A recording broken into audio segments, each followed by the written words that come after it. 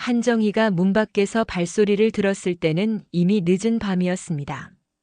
캄캄한 어둠 속에서 누군가 대문을 두드리는 소리에 그녀는 놀라 잠에서 깼죠.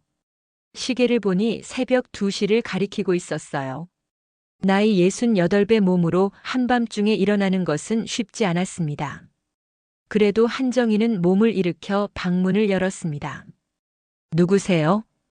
대답 대신 들려온 것은 전화벨 소리였어요.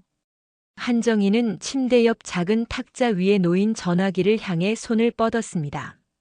손가락이 떨렸어요. 이 시간에 걸려오는 전화는 대부분 좋은 소식이 아니었으니까요. 여보세요? 엄마.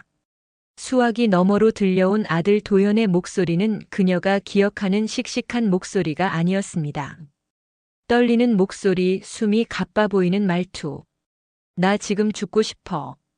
돈이 필요해. 제발 도와줘. 한정희의 가슴이 철렁 내려앉았어요. 30년 동안 혼자 키운 아들이었습니다. 남편 없이 농사를 지으며 어렵게 대학까지 보냈죠. 서울대 경영학과를 졸업하고 좋은 회사에 취직한 아들이 자랑스러웠습니다.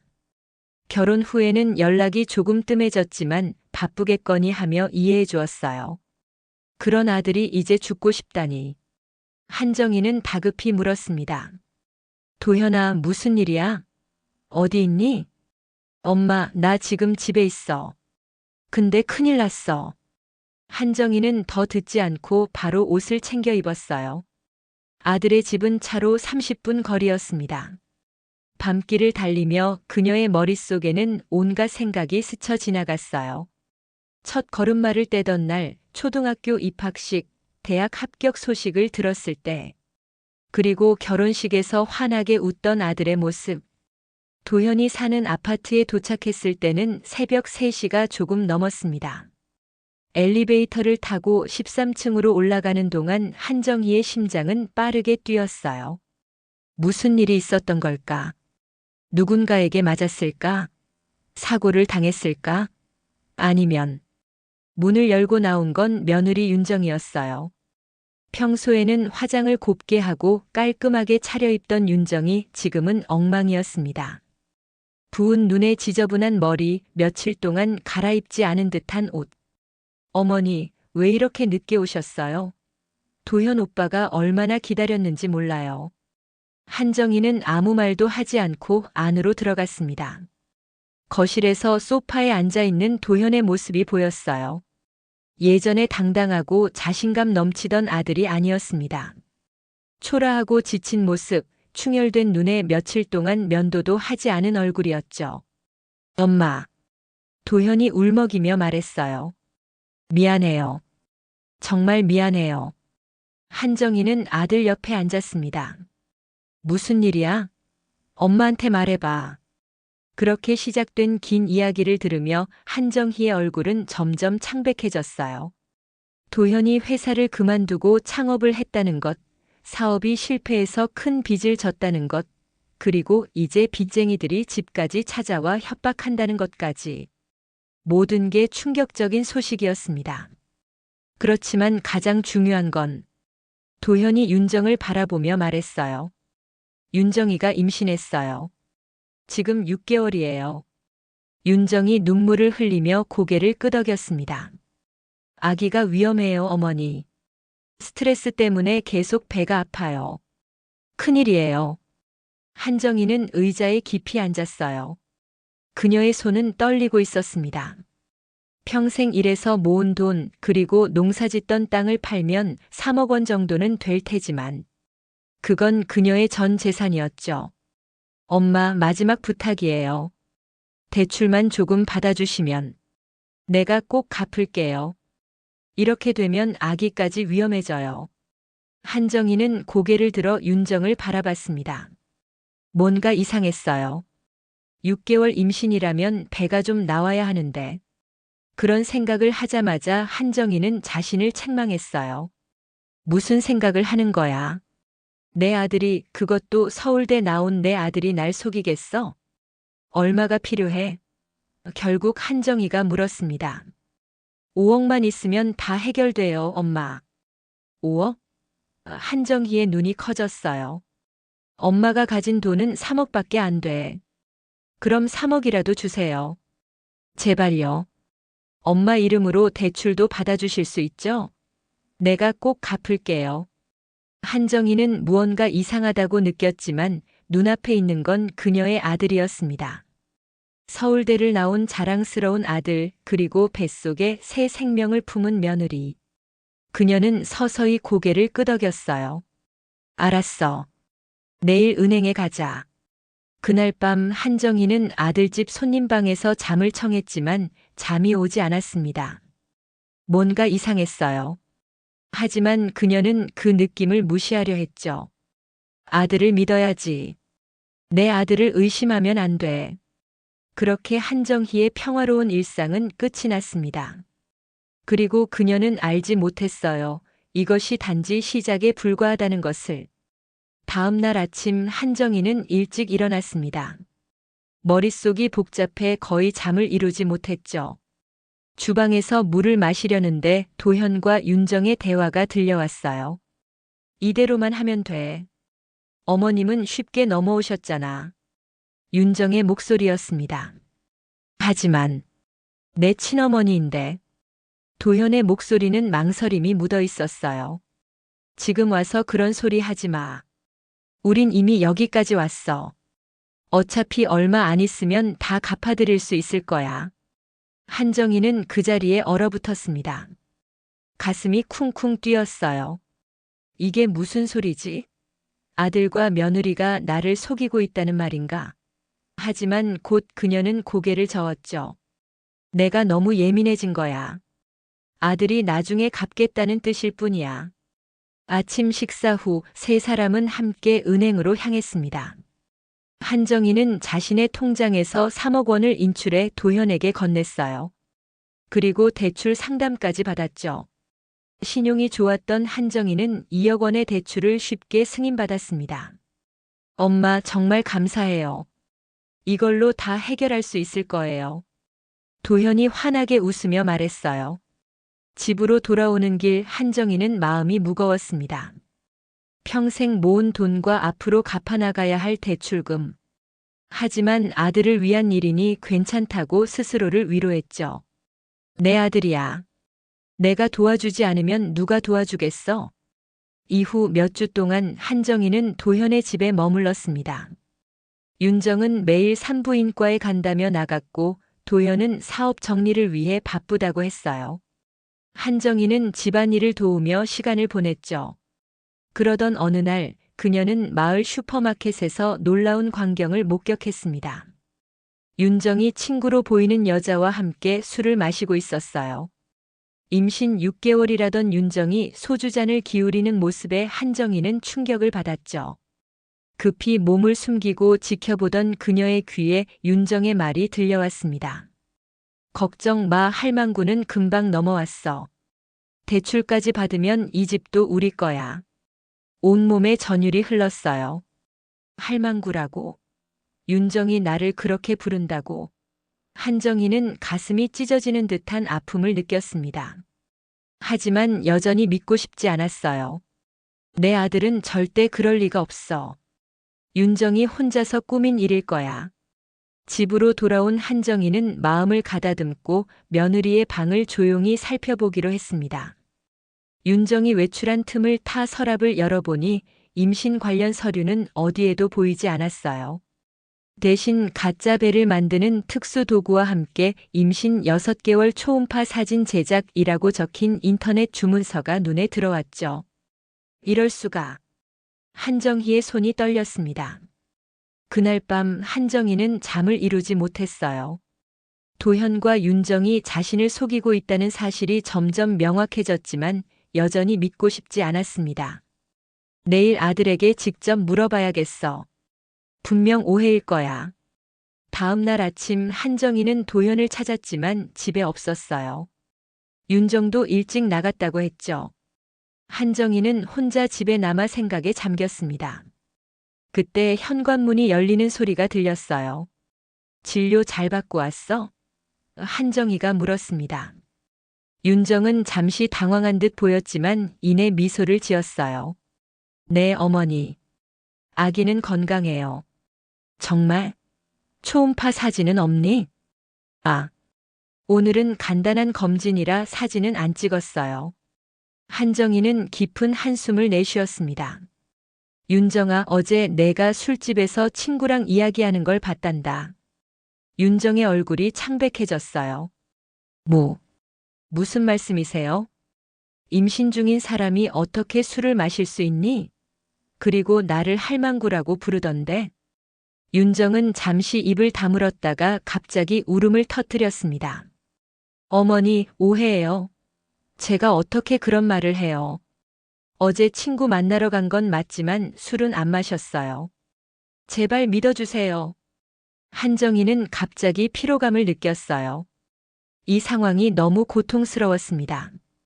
신뢰하던 가족들이 자신을 속이고 있다는 느낌.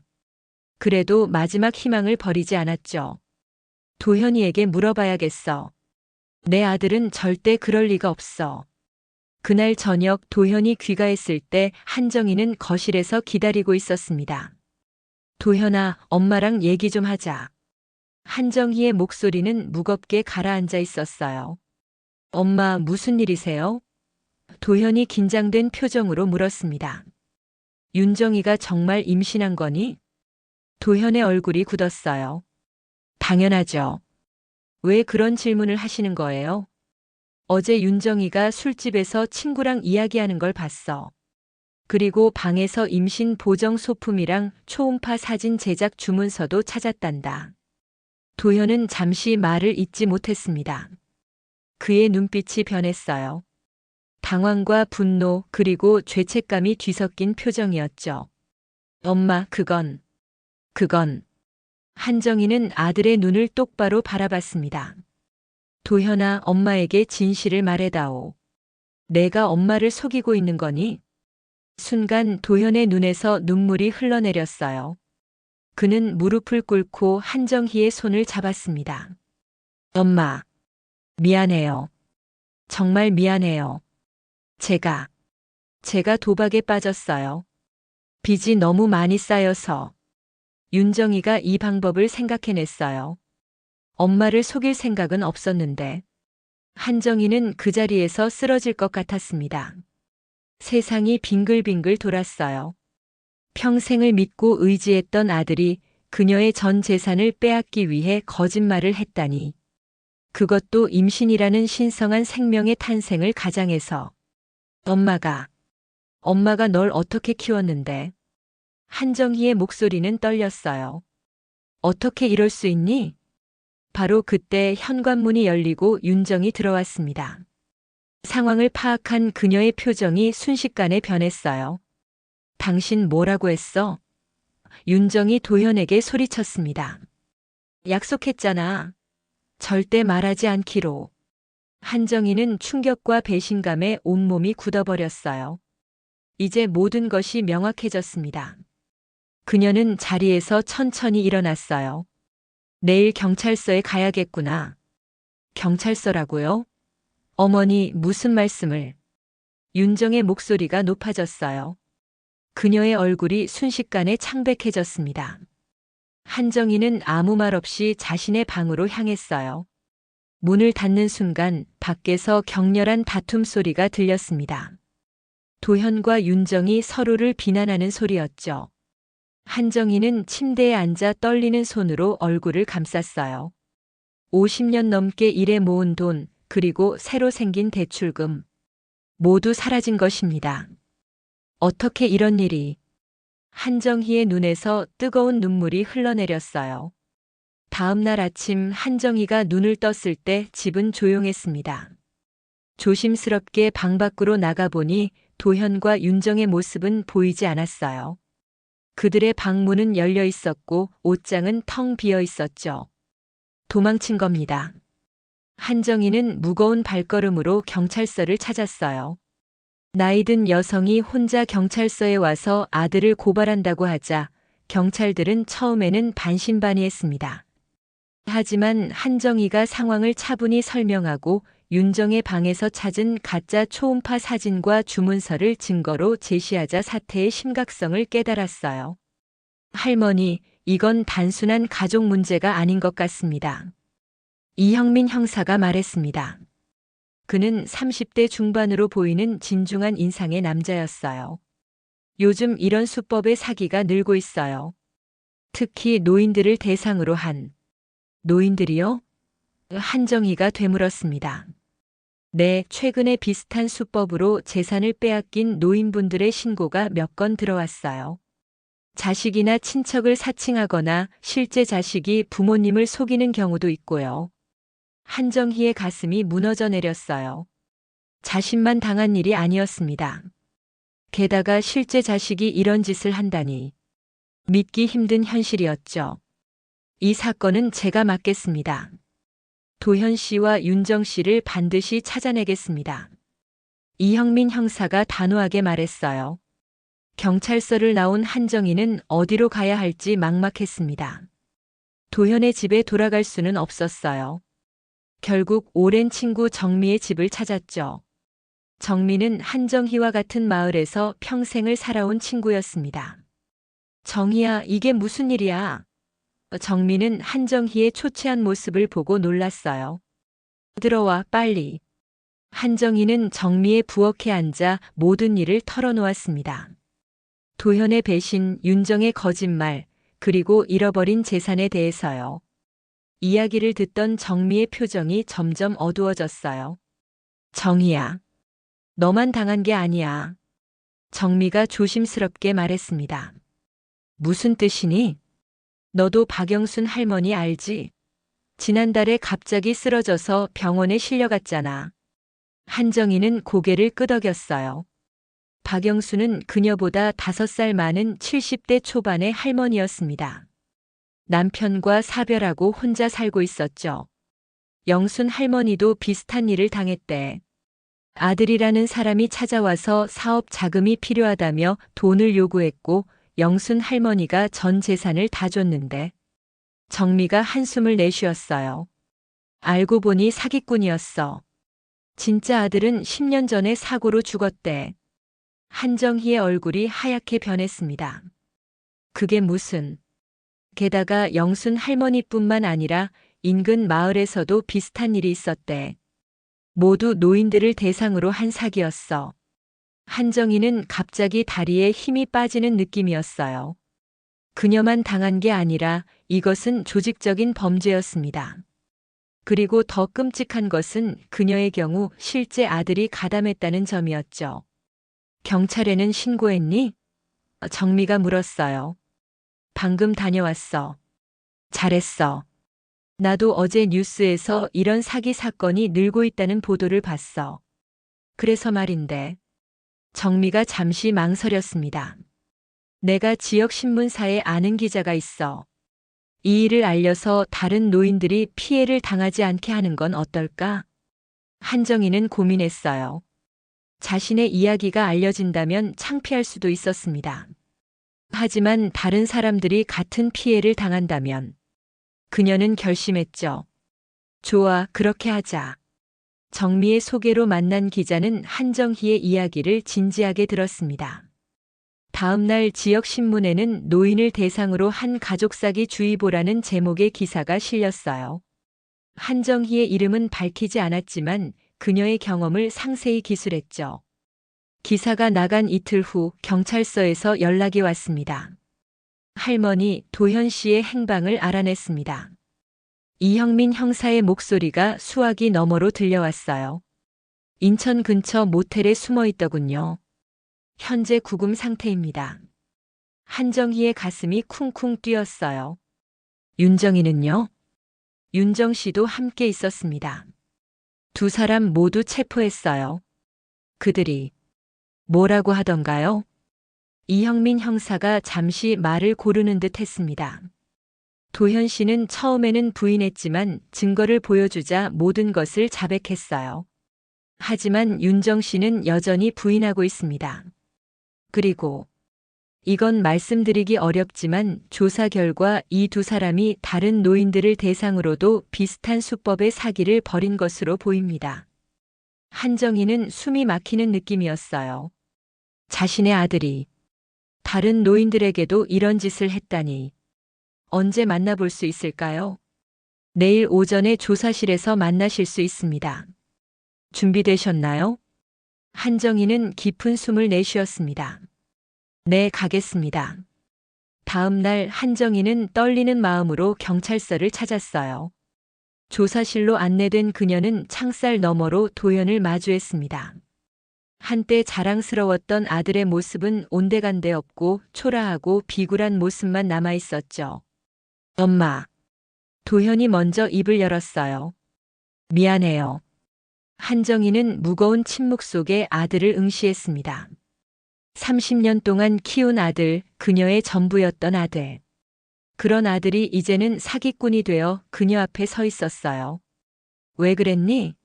엄마가 무슨 잘못을 했길래?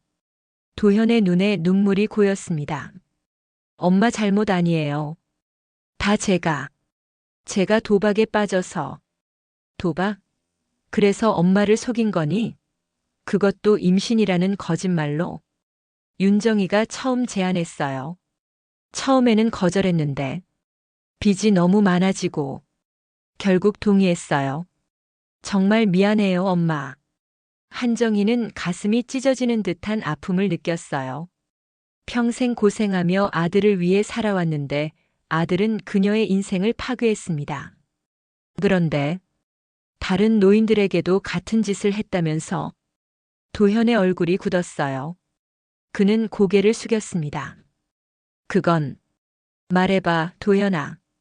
엄마에겐 진실을 말해다오.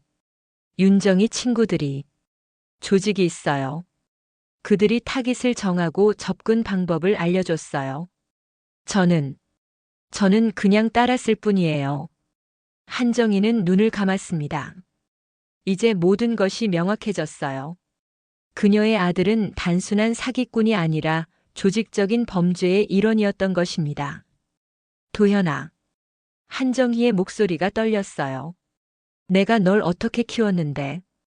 어떻게 이럴 수 있니? 엄마, 제발 한 번만 더 기회를 주세요. 제가 다 갚을게요. 꼭 다시 시작할 거예요. 한정희는 서서히 일어났습니다. 그녀의 눈에는 더 이상 눈물이 없었어요. 다만 깊은 슬픔과 결단이 있었죠. 이제 내 말은 못 믿겠다, 도현아. 내가 저지른 일에 대한 책임을 져야 해. 한정희는 돌아서서 조사실을 나왔습니다. 마지막까지 뒤에서 들려오는 도현의 애원하는 목소리를 들으며 그녀는 더 이상 돌아보지 않았어요. 이제 그녀에게는 새로운 현실이 기다리고 있었습니다. 아들 없이 재산 없이 하지만 진실과 함께하는 살. 한정희는 경찰서를 나오며 봄바람을 맞았습니다. 벚꽃이 흩날리는 4월의 거리. 그러나 그녀의 마음속은 한겨울보다 차가웠어요. 이형민 형사가 그녀를 따라 나왔습니다. 할머니, 괜찮으세요? 이형민의 목소리에는 진심 어린 걱정이 담겨 있었어요. 한정희는 희미하게 미소 지었습니다. 괜찮다고 하면 거짓말이겠죠. 조사 결과 도현 씨와 윤정 씨는 최소 5명의 노인들에게 비슷한 수법으로 사기를 쳤습니다. 총 피해액이 20억 원에 달해요. 한정희의 눈이 커졌어요. 20억이라고요? 네, 그중 할머니의 피해액이 5억 원으로 가장 큽니다. 하지만 다행히 이 사건이 언론에 보도되면서 다른 피해자들도 용기를 내어 신고해 주셨습니다. 그때 한정희의 머릿속에 번개처럼 스치는 생각이 있었습니다. 혹시 박영순 할머니도 그 중에 계신가요? 이형민이 놀란 표정으로 고개를 끄덕였어요. 맞습니다. 어떻게 아셨죠? 친구에게 들었어요. 영순 할머니는 지금 어떠신가요? 많이 힘드신 상태입니다. 전 재산을 사기당하고 충격으로 쓰러지셨거든요. 지금은 병원에 계세요. 한정희는 가슴이 아팠습니다. 영순 할머니는 한정희보다 더 불쌍했어요. 진짜 아들은 이미 세상을 떠났고 가짜 아들에게 사기를 당했으니 얼마나 고통스러울까. 병원이 어디인지 알 수 있을까요? 찾아뵙고 싶네요. 이형민은 잠시 고민하더니 병원 이름과 병실 번호를 알려주었습니다. 할머니, 앞으로의 법적 절차에 대해 말씀드리자면 재판이 열릴 텐데 증인으로 출석해 주셔야 합니다. 한정희는 깊은 숨을 내쉬었어요. 알겠습니다. 제가 할 일이라면 하겠어요. 마지막으로 이형민이 조심스럽게 말을 이었습니다. 도현 씨 재산을 조사한 결과 대부분의 돈이 도박으로 탕진되었습니다. 할머니의 돈을 되찾기는 어려울 것 같아요. 한정희는 아무 말도 하지 않았어요. 이미 예상했던 소식이었습니다. 평생 모은 돈 그리고 대출까지 받은 5억 원. 모두 사라진 것이죠. 정말 죄송합니다, 할머니. 형사님 잘못이 아니에요. 제가 너무 쉽게 속았네요. 이형민은 고개를 저었어요. 자식을 믿는 게 무슨 잘못입니까? 진짜 범인은 이런 신뢰를 이용한 사람들이에요. 한정희는 천천히 걸음을 옮겼습니다. 이제 어디로 가야 할지, 어떻게 살아야 할지 막막했어요. 집으로 돌아갈 수도 없었죠. 대출금 때문에 곧 압류될 것이 분명했으니까요. 다음 날 한정희는 박영순 할머니가 입원해 있는 병원을 찾았습니다. 병실에 들어서자 침대에 누워있는 영순의 모습이 보였어요. 한때는 활기찼던 노인이 이제는 초라하게 산소 호흡기를 끼고 누워 있었습니다. 영순 언니. 한정희가 조용히 불렀어요. 영순의 눈이 살짝 떠졌습니다. 그녀는 한정희를 알아보고 희미하게 미소 지었어요. 정희야. 여긴 웬일이니? 한정희는 영순의 침대 옆에 앉았습니다.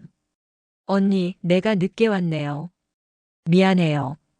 무슨 소리? 야. 영순의 목소리는 약했어요. 언니도 사기를 당했다면서요? 저도 비슷한 일을 당했어요. 제 아들이 저를 속였어요. 영순의 눈에 눈물이 고였습니다. 그녀는 말없이 한정희의 손을 잡았어요. 두 노인은 서로의 아픔을 나누며 한동안 침묵 속에 앉아 있었죠. 내 아들은 진짜가 아니었어. 영순이 마침내 입을 열었습니다. 10년 전에 죽은 내 아들인 줄 알고. 한정희는 영순의 손을 꼭 잡았어요. 알아요, 언니. 정말 가슴 아픈 일이에요. 내가 바보지. 어떻게 속을 수 있었을까? 자책하지 마세요. 저도 똑같아요. 제 진짜 아들이 저를 속였으니 얼마나 어이없는 일인가요? 그때 병실 문이 열리고 의사가 들어왔습니다. 그는 한정희에게 말했어요. 죄송합니다만 환자분이 충분히 쉬셔야 합니다. 내일 다시 오시는 게 어떨까요? 한정희는 영순의 손을 한 번 더 꼭 잡고 일어났습니다. 언니, 내일 다시 올게요. 힘내세요. 병원을 나온 한정희는 무거운 발걸음으로 친구 정미의 집으로 향했어요. 정미는 한정희를 따뜻하게 맞아주었지만 그녀도 자신의 가족이 있었기에 한정희가 오래 머물 수는 없었습니다. 정희야, 어떻게 할 생각이니? 정미가 물었어요. 한정희는 깊은 한숨을 내쉬었습니다. 아직은 모르겠어. 집도 잃게 될 테고, 돈도 없고, 우선은 여기서 지내. 그동안 내가 알아볼게. 이틀 후 정미가 반가운 얼굴로 돌아왔어요. 정희야, 좋은 소식이 있어. 무슨 일이니? 우리 마을 입구에 있는 작은 가게 있잖아. 그 주인 할머니가 서울로 아들 따라 이사 간대. 가게를 저렴하게 내놨는데 월세도 아주 싸. 거기 뒤쪽에 작은 방도 있어서 살림도 할 수 있어. 한정희의 눈이 빛났습니다. 정말? 그런데 난 돈이 없는데. 그건 걱정 마. 내가 좀 도와줄게. 우리가 50년 지기인데 이럴 때 도와주지 않으면 언제 도와주겠어. 한정희의 눈에 눈물이 고였어요. 세상이 무너지는 것 같던 순간에 이렇게 손 내밀어주는 친구가 있다는 것. 그것만으로도 그녀는 감사했습니다. 일주일 후 한정희는 작은 가게로 이사했어요. 가게는 매우 소박했지만 그녀에겐 새 출발을 의미했습니다. 가게 앞에 정인애라는 간판을 달고 간단한 차와 다과를 파는 작은 사랑방 같은 공간으로 꾸몄죠. 그러던 어느 날 이형민 형사가 가게를 찾아왔어요. 할머니, 여기서 새 출발하셨군요. 이형민이 주변을 둘러보며 말했습니다. 네, 친구 덕분에 이렇게 자리 잡았어요. 무슨 일로 오셨나요? 이형민은 의자에 앉으며 입을 열었어요. 재판 날짜가 정해졌습니다. 다음 달 15일이에요. 한정희의 가슴이 조여왔습니다. 이제 법정에서 아들과 마주해야 한다니. 할머니, 한 가지 제안을 드리고 싶습니다. 이형민이 조심스럽게 말을 이었어요. 요즘 노인을 대상으로 한 사기 사건이 계속 늘고 있어요. 경찰에서 예방 교육을 진행하려고 하는데 할머니의 경험을 다른 어르신들과 나눠주시면 어떨까요? 한정희는 의외의 제안에 놀랐어요. 제가요? 저는 사기를 당한 바보인데. 아닙니다, 할머니. 바보가 아니라 신뢰를 배신당한 희생자세요. 할머니의 이야기가 다른 어르신들에게 경각심을 줄 수 있을 겁니다. 한정희는 잠시 생각에 잠겼습니다. 자신과 같은 아픔을 다른 사람들이 겪지 않게 할 수 있다면, 비록 창피하고 고통스러운 기억이지만 그것을 나눔으로써 의미 있는 일을 할 수 있다면, 알겠어요. 제가 도울게요. 이형민의 얼굴에 미소가 번졌어요. 정말 감사합니다, 할머니. 할머니의 용기가 많은 사람들을 도울 거예요. 그날 밤 한정희는 작은 방에 앉아 창밖을 바라보았습니다. 완전히 달라진 삶이었어요. 하지만 이상하게도 그녀의 마음속에는 작은 희망의 불씨가 타오르고 있었습니다. 아들의 배신으로 모든 것을 잃었지만 그 경험이 오히려 다른 이들에게 도움이 될 수 있다는 것. 그것이 그녀의 새로운 목적이 되었어요. 내가 겪은 아픔이 다른 사람에게 경고가 될 수 있다면. 한정희는 작은 소리로 중얼거렸습니다. 그것만으로도 의미가 있겠지. 창밖으로 보이는 밤하늘에는 별들이 반짝이고 있었어요. 마치 어둠 속에서도 희망은 존재한다고 말하는 것처럼. 재판 당일 한정희는 떨리는 마음으로 법정에 들어섰습니다. 이미 여러 피해자들이 자리에 앉아 있었어요. 대부분이 한정희와 비슷한 나이의 노인들이었죠. 그들의 눈에는 분노와 슬픔 그리고 배신감이 깃들어 있었습니다. 박영순도 휠체어를 타고 참석했어요. 병원에서 퇴원한 지 얼마 되지 않아 창백한 얼굴이었지만 이 재판에 꼭 참석하고 싶다고 고집했다고 합니다. 한정희는 영순에게 다가가 가볍게 인사했어요. 언니, 몸은 좀 어떠세요? 영순은 희미하게 미소 지었습니다. 살만해. 적어도 진실을 보러 왔으니 말이야. 법정의 분위기는 무거웠어요. 곧 피고인들이 입장했습니다.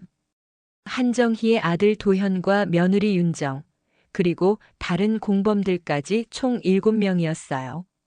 도현은 초췌한 모습으로 고개를 숙이고 있었지만 윤정은 여전히 당당한 태도였습니다. 한정희는 아들을 바라보며 가슴이 저려왔어요. 어떻게 이렇게 됐을까? 서울대를 나온 똑똑한 아들이 어쩌다 사기꾼이 되었을까? 도현은 어머니의 시선을 느꼈는지 살짝 고개를 들었지만 곧 다시 숙여버렸어요. 재판이 시작되고 검사는 이들의 죄목을 낭독했습니다. 사기, 문서위조, 공갈, 조직범죄. 한정희는 낱낱이 드러나는 아들의 범죄 행각에 점점 숨이 막혔어요. 평범한 아들인 줄 알았는데 알고 보니 그는 체계적으로 노인들을 속이는 조직의 일원이었습니다.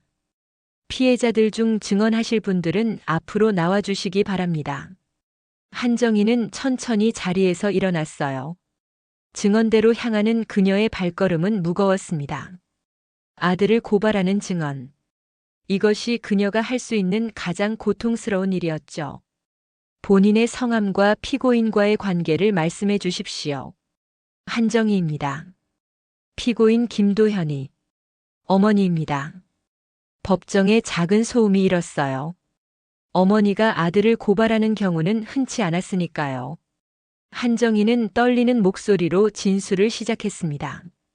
도현과 윤정이 어떻게 임신이라는 거짓말로 그녀를 속였는지, 어떻게 저금과 대출을 모두 빼앗았는지, 모든 과정을 상세히 말했어요. 그리고 제가 의심하기 시작했을 때 아들은 모든 것을 인정했습니다. 도박 빚을 갚기 위해 저를 속였다고요. 검사가 물었어요. 피해 금액은 얼마입니까? 제 명의로 받은 대출 2억 원을 포함해 총 5억 원입니다. 법정에서 탄식이 흘러나왔습니다. 5억 원은 결코 적은 금액이 아니었어요.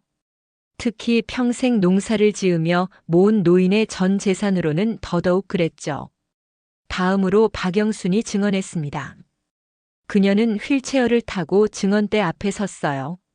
저는 진짜 아들은 10년 전에 교통사고로 잃었습니다. 그런데 이 사람들이 제 아들 행세를 하며 접근했어요. 얼마나 그리웠는지. 처음에는 의심도 했지만 제 아들에 대해 너무 많이 알고 있었어요. 영순의 목소리가 떨렸습니다. 어떻게 그렇게 자세히 알고 있었는지. 나중에 알고 보니 소셜미디어를 통해 모든 정보를 수집했대요. 저는 3억 원을 모두 줬습니다. 50년 동안 모은 돈이에요. 영수는 갑자기 도현을 향해 목소리를 높였어요. 당신이 그 사기꾼의 두목이라면서요. 이 늙은이를 속인 게 당신이라고요. 내 아들을 팔아 돈을 번 당신은 인간도 아니에요. 법정이 소란스러워졌습니다. 판사가 망치를 두드리며 진정을 요구했어요. 하지만 영순의 분노는 쉽게 가라앉지 않았습니다. 다른 피해자들도 하나둘 목소리를 높이기 시작했어요. 우리 평생 모은 돈이에요. 어떻게 이럴 수 있어요? 징역 100년은 살아야 해. 한정희는 그 모든 분노의 목소리를 들으며 가슴이 아팠습니다. 저 분노의 원인 중 하나가 자신의 아들이라니. 너무 부끄럽고 죄송했어요. 증언이 계속되면서 도현과 윤정의 조직적인 범행이 더욱 명확하게 드러났습니다. 이들은 체계적으로 노인들을 물색하고 그들의 약점을 파악한 후 가족을 사칭하거나 실제 가족을 이용해 접근했어요. 특히 도현은 뛰어난 두뇌를 이용해 이 모든 범행을 계획했다고 했습니다. 마지막 증언을 마치고 자리로 돌아오는 한정희의 얼굴은 창백했어요. 아들이 이런 악랄한 범죄의 주모자였다니. 믿기 힘든 현실이었습니다. 변호인의 반박도 이어졌지만 너무나 명백한 증거들 앞에서 효과는 미미했어요. 마지막으로 피고인들에게 최후 진술 기회가 주어졌습니다.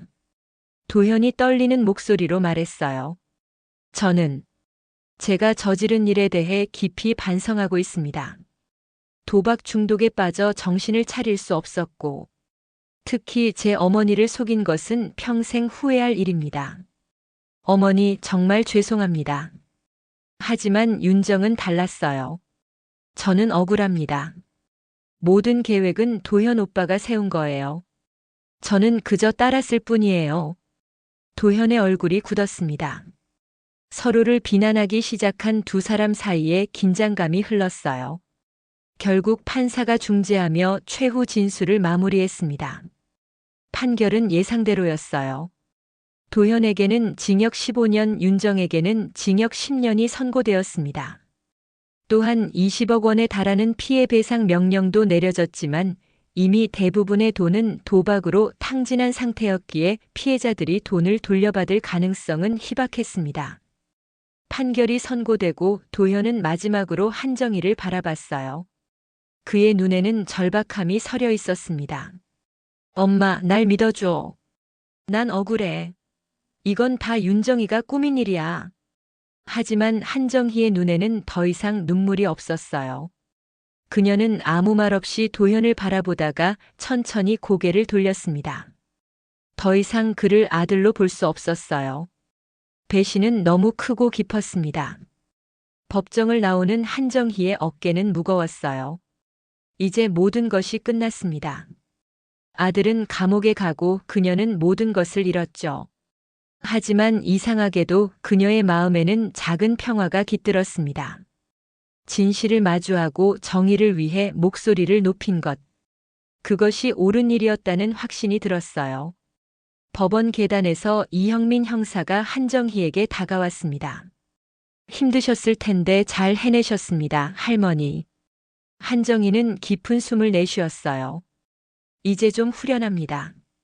적어도 더 이상의 피해자는 없을 테니까요. 이형민이 조심스럽게 물었습니다. 할머니, 예전에 말씀드린 노인 사기 예방 교육, 아직 도와주실 수 있으신가요? 한정희는 망설임 없이 고개를 끄덕였어요. 그럼요. 제가 겪은 일이 다른 사람들에게 경고가 될 수 있다면 기꺼이 돕겠습니다. 봄바람이 한정희의 얼굴을 쓰다듬었습니다. 벚꽃이 흩날리는 4월의 하늘은 여전히 아름다웠어요. 비록 그녀의 인생은 산산조각 났지만 그 속에서 새로운 의미를 찾을 수 있다면 그것만으로도 살아갈 이유가 될 것입니다. 법원을 나와 집으로 향하는 길, 한정희의 머릿속에는 복잡한 생각이 가득했습니다. 세상이 갑자기 무너져 내린 것 같았죠. 집으로 가는 버스 안에서 그녀는 창밖을 바라보며 깊은 한숨을 내쉬었어요. 거리에는 사람들이 분주하게 오가고 있었습니다. 모두 각자의 삶을 살아가고 있었죠. 그들도 나처럼 아픔을 겪고 있을까? 한정희는 문득 그런 생각이 들었어요. 작은 가게 정인회에 도착하자 문 앞에 정미가 기다리고 있었습니다. 친구의 얼굴을 보는 순간 한정희의 눈가가 뜨거워졌어요. 정희야, 어땠어? 정미가 다가와 한정희의 손을 잡았습니다. 도현이 15년형을 받았어. 정미의 눈에도 눈물이 고였어요. 정말 가슴 아프다. 하지만 넌 용기 있게 잘했어. 아무나 할 수 있는 일이 아니야. 두 사람은 가게 안으로 들어가 차를 마시며 오랫동안 이야기를 나눴습니다. 한정희는 법정에서 있었던 일들을 모두 털어놓았어요. 도현의 최후 진술, 윤정의 변명, 그리고 다른 피해자들의 분노까지. 모든 것을 말하면서 한정희의 마음도 조금씩 가벼워지는 느낌이었죠. 이제 어떻게 할 거야? 정미가 물었어요. 한정희는 결심한 듯 말했습니다. 경찰과 함께 노인 사기 예방 활동을 시작할 거야. 내가 당한 일을 다른 사람들이 겪지 않게 하고 싶어. 그거 좋은 생각이구나. 넌 항상 강했어, 정희야. 한정희는 쓴웃음을 지었어요. 강하다기보다는 이제 더 잃을 게 없으니까. 다음 날부터 한정희는 새로운 일상을 시작했습니다. 아침에는 가게를 열어 손님들을 맞이하고 오후에는 경찰서에 가서 노인 사기 예방 프로그램을 준비했어요. 이형민 형사는 한정희의 경험을 바탕으로 교육 자료를 만들었고 한정희는 자신의 이야기를 담담하게 전달하는 연습을 했습니다. 처음 강연을 시작했을 때는 창피하고 부끄러웠어요. 자신이 속았다는 사실을 대중 앞에서 이야기한다는 것이 쉽지 않았죠. 하지만 그녀의 이야기를 들은 노인들의 반응은 예상과 달랐습니다. 용기 있으시네요, 어머님. 덕분에 저희가 조심할 수 있게 됐어요. 자식이 사기친 경우까지 알려주셔서 정말 감사합니다. 한정희는 자신의 경험이 다른 사람들에게 도움이 된다는 사실에 조금씩 위안을 얻었어요. 그리고 강연을 거듭할수록 그녀의 목소리는 더욱 단단해졌습니다. 이제는 수치심이 아닌 사명감을 가지고 이야기를 전달했죠. 한편 정인의 가게도 조금씩 사람들이 모이는 공간이 되었습니다. 처음에는 가벼운 차와 다과를 파는 곳이었지만 점차 노인들이 모여 정보를 나누는 사랑방 역할을 하게 됐어요. 한정희는 가게 한쪽 벽에 사기 예방 팁과 최근 사기 수법에 대한 정보를 붙여놓았습니다. 요즘은 전화로 손자 납치 사기가 많다더라. 은행에서 대출해 줄 테니 돈을 먼저 보내라는 전화는 무조건 사기야. 내가 얼마 전에 그런 전화 받았는데 정희 덕분에 속지 않았어. 노인들은 서로의 경험을 나누며 사기 예방에 대한 경각심을 높였어요. 한정희는 그런 모습을 보며 작은 보람을 느꼈습니다. 비록 자신은 모든 것을 잃었지만 그 경험이 다른 사람들에게는 소중한 교훈이 되고 있었죠. 그렇게 석 달이 지났을 때 뜻밖의 방문객이 정희네를 찾아왔습니다. 박영순이었어요. 그녀는 이제 휠체어 없이 지팡이만으로 걸을 수 있게 되었습니다. 영순 언니, 한정희가 반갑게 맞이했어요. 정희야, 내가 여기서 이런 일을 하고 있다고 해서 찾아왔어. 영수는 가게 안을 둘러보며 감탄했습니다. 정말 좋은 일을 하고 있구나. 두 사람은 차를 마시며 오랜 이야기를 나눴어요. 영수는 아들을 잃은 슬픔과 사기를 당한 분노를 어떻게 극복했는지 말했고, 한정희는 아들의 배신을 받아들이는 과정에서 겪은 아픔을 나눴습니다. 우리 같은 사람이 또 생기지 않게 하는 게 중요해. 영순이 진지하게 말했어요. 나도 뭔가 도울 수 있을까? 한정희의 눈이 반짝였습니다. 언니도 함께 강연하면 어떨까요? 언니의 경험도 많은 사람들에게 도움이 될 거예요. 그렇게 한정희와 영수는 함께 노인 사기 예방 활동을 시작했어요. 두 사람의 이야기는 더욱 많은 노인들에게 경각심을 주었고, 정인에는 점점 지역 노인들의 안전한 쉼터가 되어갔습니다. 어느 날 이형민 형사가 좋은 소식을 가지고 찾아왔어요. 할머니 도현 씨의 공범 중 한 명이 숨겨둔 재산이 발견됐습니다. 법원에서 피해자들에게 일부 배상하기로 결정했어요. 한정희의 눈이 커졌습니다. 정말요? 네, 완전한 배상은 아니지만 할머니께서 1억 원 정도는 돌려받을 수 있을 것 같습니다. 한정희는 깊은 숨을 내쉬었어요. 1억 원. 잃어버린 5억 원에 비하면 적은 금액이지만 그래도 새 출발을 하기에는 충분한 돈이었습니다. 다른 피해자들은요? 모두 비율에 따라 배분됩니다. 영순 할머니도 일부 돌려받으실 거예요. 한정희는 잠시 생각에 잠겼어요. 그리고 결심한 듯 말했습니다. 형사님, 제 몫을 다른 피해자들에게 더 나눠주면 안 될까요? 저는 이미 이 가게가 있고 새 삶을 시작했어요. 하지만 다른 분들은 이형민의 눈이 놀라움으로 커졌어요. 정말 그러시겠어요? 법적으로는 가능하지만 한정희는 확신에 찬 목소리로 대답했습니다. 네, 그게 제가 할 수 있는 일이에요. 영순 언니나 다른 피해자분들이 더 필요할 거예요. 이형민은 깊은 감동을 느끼며 고개를 숙였어요.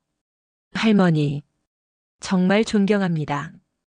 그날 저녁 한정희는 가게 문을 닫고 혼자 차를 마시며 생각에 잠겼습니다. 창밖으로는 어둠이 내리고 있었어요. 30년 전 남편 없이 홀로 아들을 키우겠다고 결심했던 날이 생각났습니다. 그때의 두려움과 결단, 그리고 지금 그녀가 또다시 새로운 삶을 시작하고 있다는 아이러니. 이제는 정말 혼자구나. 한정희가 작은 소리로 중얼거렸어요. 하지만 이상하게도 그 말에는 슬픔보다는 담담한 수용의 느낌이 더 컸습니다. 그녀는 이제 자신의 인생이 새로운 방향으로 나아가고 있음을 알았어요. 아들을 위한 삶이 아닌 자신과 다른 노인들을 위한 삶으로. 창밖으로 봄비가 내리기 시작했습니다.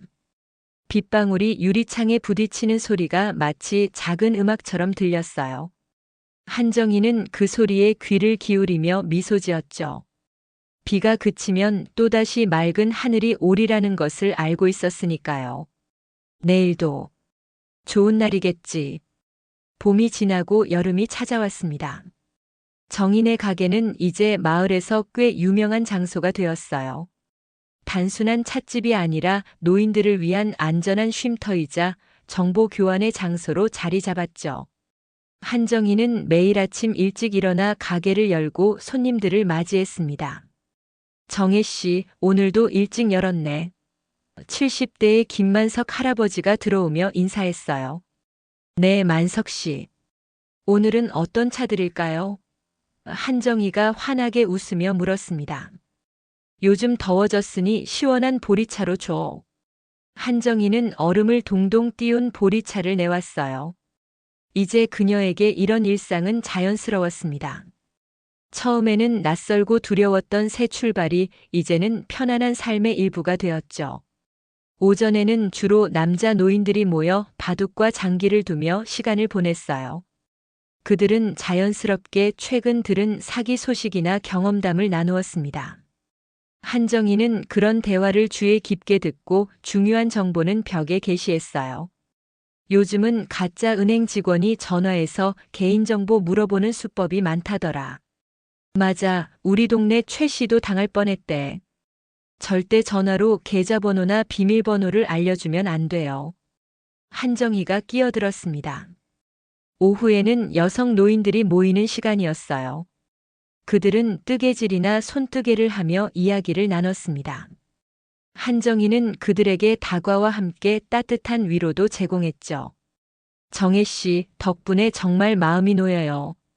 요즘 사기꾼들이 워낙 교묘해서. 임순자 할머니가 말했어요. 맞아요. 이제 전화가 오면 우선 의심부터 하게 됐어요.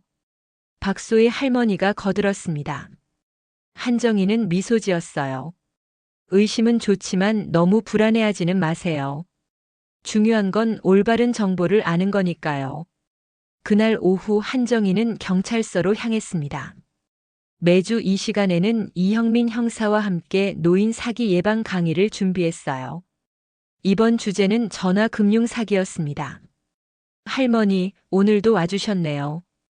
이형민이 반갑게 맞이했어요. 당연하지. 이제 이 일이 내 소명이라고 생각해. 이형민은 미소 지었습니다. 할머니 덕분에 우리 지역 노인 사기 피해율이 30%나 줄었어요. 한정희의 눈이 반짝였어요. 정말요? 그럼 정말 보람있네. 두 사람은 함께 강의 자료를 검토했습니다. 한정희는 자신의 경험을 바탕으로 현실적인 조언을 추가했고, 이형민은 최신 사기 수법에 대한 정보를 제공했어요. 형사님, 제 이야기를 들은 노인분들이 가장 많이 하는 질문이 뭔지 아세요? 한정희가 물었습니다. 뭔가요? 어떻게 자식과 사기꾼을 구별할 수 있느냐는 거예요. 이형민의 표정이 무거워졌어요. 정말 어려운 질문이네요. 한정희는 잠시 생각에 잠겼습니다.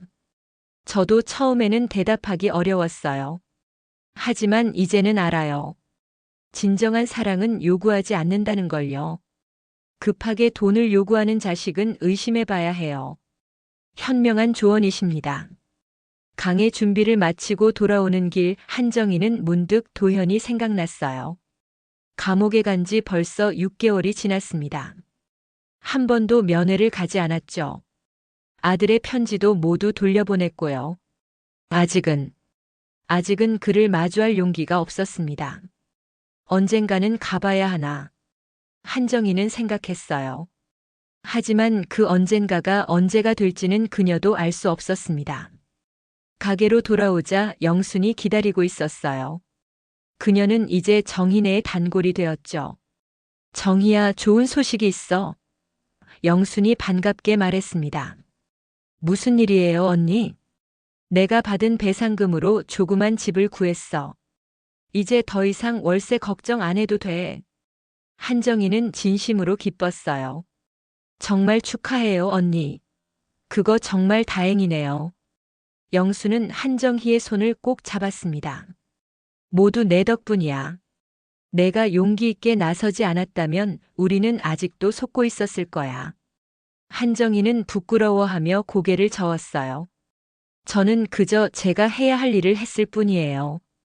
그때 가게 문이 급하게 열렸습니다. 이른이 넘은 이말순 할머니가 숨을 헐떡이며 들어왔어요. 정혜 씨, 큰일 났어요. 방금 전화가 왔는데. 한정희와 영순이 놀라서 일어났습니다. 무슨 일이세요? 손자가 교통사고를 당해서 급히 수술비가 필요하다는 전화가 왔어요. 5천만 원을 송금하라고. 한정희의 눈이 커졌어요. 말순 씨, 혹시 직접 손자와 통화해 보셨나요? 말순은 머뭇거리며 대답했습니다. 아니요. 너무 다급해서 생각도 못했어요. 지금 바로 은행에 가려고 했는데 가게를 지나다가 문득 정혜 씨 생각이 나서. 다행이에요. 그거 사기예요. 한정희가 단호하게 말했어요. 지금 바로 손자에게 전화해 보세요. 말순이 떨리는 손으로 전화를 걸었습니다. 잠시 후 그녀의 표정이 밝아졌어요. 민수야, 너 괜찮니? 아, 다행이다. 아무 일도 없구나. 전화를 끄는 말순의 눈에서 눈물이 흘러내렸습니다. 정말 사기였어요. 내가 정말 바보같이. 하마터면 모든 돈을 날릴 뻔했어요. 한정희는 말순의 손을 꼭 잡았어요. 바보가 아니에요. 손자를 걱정하는 마음이 컸을 뿐이죠. 다행히 사기를 미리 막을 수 있어서 정말 다행이에요. 말순은 눈물을 닦으며 한정희의 손을 잡았습니다. 정혜 씨 덕분이에요. 말순 씨 덕분에 살았어요. 한정희는 그 말에 가슴이 따뜻해졌어요. 자신의 아픔이 다른 사람을 구할 수 있다는 것. 그것이 그녀에게 가장 큰 위로가 되었습니다. 그날 밤 한정희는 작은 일기장에 그날의 일을 기록했어요. 말순 할머니의 이야기, 영순 언니의 소식, 그리고 자신의 감정까지. 이 일기는 언젠가 더 많은 사람들에게 도움이 될지도 모른다는 생각이 들었습니다. 오늘도 보람찬 하루였다. 한정희는 일기를 마무리하며 중얼거렸어요. 창밖으로는 밤하늘에 별들이 빛나고 있었습니다. 그 빛은 마치 그녀에게 잘하고 있다고 말해주는 것 같았어요. 한정희는 오랜만에 편안한 마음으로 잠자리에 들었습니다. 내일은 또 다른 하루가 시작될 테니까요. 도움이 필요한 누군가를 위한 하루가. 가을이 깊어가던 어느 날 아침 한정희는 정인의 앞을 쓸며 하늘을 올려다봤습니다. 은행나무 잎이 노랗게 물들어 바람에 하나둘 떨어지고 있었어요. 여름의 더위가 가시고 선선한 바람이 불어오는 계절, 한정희는 이 계절이 좋았습니다. 정혜 씨, 벌써 가게 열었네. 옆 가게 주인 최정환이 인사를 건넸어요. 네, 아침 공기가 너무 좋아서 일찍 나왔어요. 한정희가 미소 지으며 대답했습니다. 정인에는 이제 마을의 명소가 되었어요. 단순한 찻집이 아니라 노인들의 안식처이자 정보 교환의 중심지로 자리 잡았죠. 벽에는 최신 사기 수법에 대한 경고문과 함께 마을 소식지, 건강 정보 등이 가득했습니다. 그리고 무엇보다 중요한 것은 함께라는 단어가 주는 안정감이었어요. 오전부터 손님들이 하나둘 모여들기 시작했습니다. 박영순도 일찍 찾아왔어요. 정희야, 오늘 특별한 손님이 온다면서. 영순이 호기심 어린 눈으로 물었습니다. 한정희는 고개를 끄덕였어요. 네, 서울에서 방송국 사람들이 온대요. 우리 활동을 취재하겠다고. 얼마 전 이형민 형사로부터 연락이 왔었습니다. 한정희와 영순을 중심으로 한 노인 사기 예방 활동이 좋은 성과를 거두면서 공영방송에서 이 이야기를 다큐멘터리로 만들고 싶다는 제안이 들어왔다는 거였어요. 처음에 한정희는 망설였습니다. 자신의 아픈 과거가 전국에 방송된다는 것이 부담스러웠어요. 하지만 이형민의 설득과 영순의 응원에 마음을 바꿨죠. 더 많은 사람들에게 경각심을 줄 수 있을 거예요, 할머니. 이형민의 말이 결정적이었습니다. 오전 10시 방송국 차량이 정인의 앞에 도착했어요. PD와 작가, 카메라맨 등 5명 정도가 내렸습니다. 한정혜 님이시죠? 반갑습니다. 30대 초반으로 보이는 여성 PD가 인사를 건넸어요. 저는 KBS 다큐멘터리 팀 최지연입니다. 한정희는 긴장된 미소를 지었습니다. 어서 오세요. 부족한 곳이지만. 아니에요. 정말 의미 있는 공간이라고 들었습니다. 먼저 가게 분위기와 활동 모습을 촬영하고 나중에 인터뷰를 진행하려고 하는데 괜찮으실까요? 네, 좋아요. 편하게 하세요. 카메라가 돌아가기 시작했고 한정희는 평소처럼 손님들을 맞이했습니다. 다행히 오늘은 평소보다 더 많은 노인들이 모여 있었어요. 모두 방송 촬영이 있다는 소식을 듣고 온 것 같았죠. 정혜 씨, 덕분에 우리가 텔레비전에 나오게 생겼네. 박만석 할아버지가 웃으며 말했어요. 아이고, 저 같은 늙은이가 카메라에 뭐가 나와요. 한정희가 부끄러워하며 대답했습니다. 오후가 되자 가게는 더욱 붐볐어요. 이형민 형사도 출동해 노인 사기 예방에 대한 강의를 짧게 진행했습니다. 그리고 마침내 한정희와 영순의 인터뷰 시간이 되었어요. 두 분이 어떻게 이런 활동을 시작하게 되셨는지 말씀해 주시겠어요? 최지연 PD가 질문했습니다. 한정희는 깊은 숨을 내쉬었어요. 그리고 천천히 자신의 이야기를 시작했습니다. 서울대를 나온 아들에 대한 자부심, 갑작스러운 전화, 거짓된 임신 이야기, 그리고 모든 재산을 잃게 된 과정까지. 그녀는 담담하게 말했어요. 제 아들이 저를 사기꾼으로 만들었을 때 처음에는 세상이 무너지는 것 같았습니다. 한정희의 목소리가 살짝 떨렸어요. 하지만 저만 당한 게 아니라는 걸 알게 되었죠. 영순도 자신의 이야기를 나눴습니다. 10년 전 사고로 잃은 아들을 사기꾼이 가장에 접근했던 이야기. 두 노인의 증언은 가슴 아프고 무거웠지만 그 속에는 희망과 용기도 담겨 있었어요. 가장 중요한 것은 혼자가 아니라는 겁니다. 한정희가 강조했어요. 우리 같은 피해자들이 모여 서로를 도울 수 있다는 것, 그리고 우리의 경험이 다른 사람들을 구호할 수 있다는 것. 그것이 우리에게 힘이 됩니다. 인터뷰가 끝나고 최지연 PD는 감동한 표정이었어요. 정말 귀한 이야기 감사합니다. 이 다큐멘터리가 많은 분들에게 도움이 될 거예요. 그날 저녁 촬영팀이 모두 떠난 후 한정희는 혼자 가게에 남았습니다. 그녀는 창가에 앉아 저물어가는 가을 하늘을 바라봤어요. 오늘 인터뷰를 하면서 도현의 얼굴이 계속 떠올랐습니다.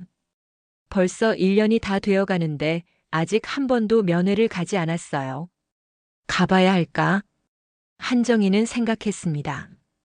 그때 가게 문이 열렸어요. 이형민 형사였습니다. 할머니, 아직 안 가셨네요.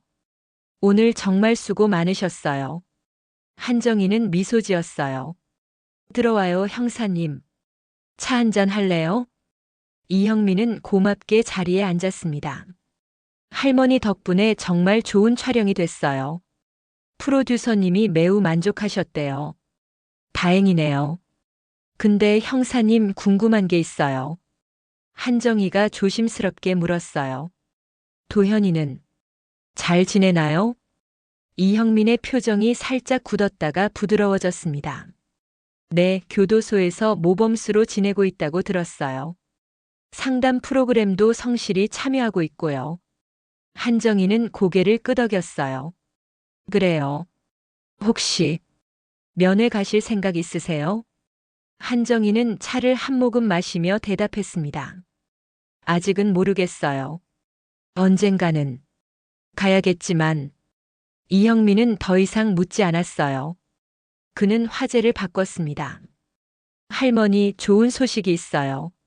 할머니와 영순 할머니의 활동 덕분에 우리 지역 노인 사기 피해율이 50%나 줄었대요. 한정희의 눈이 반짝였어요. 정말요? 그렇게나? 네, 그리고 다른 지역에서도 이 모델을 배워가고 있어요. 할머니께서 시작하신 일이 전국으로 퍼져나가고 있는 거죠. 한정희는 가슴이 뭉클해졌습니다. 자신의 아픔에서 시작된 작은 실천이 이렇게 큰 변화를 만들어내다니. 다음 날 아침 한정희는 평소보다 일찍 일어났어요. 오늘은 특별한 날이었습니다. 이형민의 제안으로 인근 대학에서 노인 사기 예방에 대한 특강을 하기로 한 날이었죠. 젊은 학생들에게 노인 사기의 심각성과 예방법을 알리는 것도 중요하다고 생각했어요. 한정희는 조금 떨리는 마음으로 대학 강당에 도착했습니다. 300명이 넘는 학생들이 자리를 가득 메우고 있었어요. 걱정 마세요, 할머니. 그냥 평소처럼 말씀하시면 돼요. 이형민이 격려했습니다. 한정희는 무대에 올라 마이크 앞에 섰어요. 처음에는 목소리가 떨렸지만 이야기를 시작하자 점차 안정을 찾았습니다. 그녀는 자신과 다른 노인들의 경험, 그리고 사기꾼들의 수법에 대해 상세히 설명했어요. 노인들은 외롭습니다.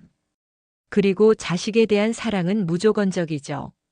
사기꾼들은 이런 심리를 악용합니다. 한정희의 목소리는 강당 구석구석에 울려 퍼졌어요. 여러분의 부모님, 할머니, 할아버지가 이런 사기의 표적이 될 수 있습니다. 주변의 노인들에게 관심을 가져주세요. 강연이 끝나고 학생들의 뜨거운 박수가 쏟아졌습니다. 여러 학생들이 질문을 하고 감사의 인사를 전했어요. 한 여학생은 눈물을 글썽이며 한정희에게 다가왔습니다. 할머니, 제 할머니도 비슷한 사기를 당했어요. 그때 이런 정보가 있었더라면. 한정희는 그 학생의 손을 꼭 잡아주었어요. 이제라도 알게 되어 다행이에요. 할머니에게 제 이야기를 들려주세요. 대학에서의 강연을 마치고 정인회로 돌아오는 길, 첫눈이 내리기 시작했습니다. 하얀 눈송이가 한정희의 어깨에 가볍게 내려앉았어요. 가게에 도착하자 영순과 몇몇 노인들이 기다리고 있었습니다.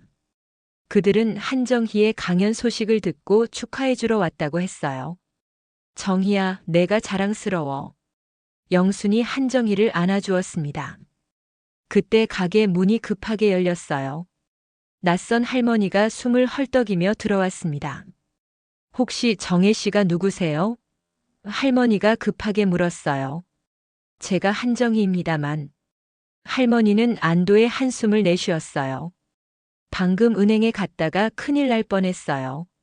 손자라는 사람이 전화해서 급히 돈을 보내달라고.